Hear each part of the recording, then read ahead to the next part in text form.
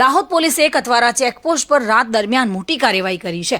Courier કંપનીની ગાડીમાં ડ્રાઈવરની સીટ નીચે ચોરખાનામાં સંતાડેલી રોકડ તેમજ ચાંદી ઝડપી પાડી છે. પોલીસે 75 લાખની 108 કિલો ચાંદી તેમજ 1 કરોડ 38 લાખ રૂપિયા રોકડા જપ્ત કર્યા છે.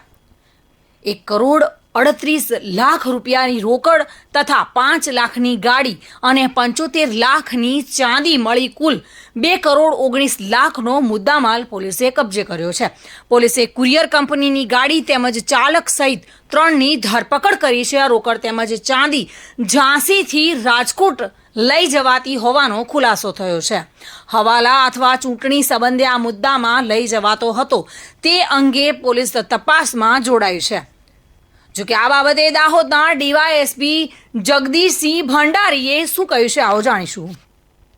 ના કતવારા પોસ્ટ વિસ્તારમાં ચૂંટણીના અનુસંધાને ચેકપોસ્ટ ઉપર કતવારા પોલીસ ચેકિંગ કરતી હતી. એ દરમિયાન રાતના સમયે એક બોલેરો ગાડી કે જે યુપી પાસિંગની હતી અને ઝાંસીથી આવી રહી હતી તેમણે ચેક કરતા ગાડીમાંથી 108 કિલો ચાંદી જેની કિંમત આશરે 75 લાખ રૂપિયા અને 1 કરોડ 38 લાખ કેશ ટોટલ મળીને 2 કરોડ 14 લાખનો મુદ્દામાલ પોલીસે જપ્ત કર્યો છે અને આગળની કાયદેસરની કાર્યવાહી હાથ ધરી છે.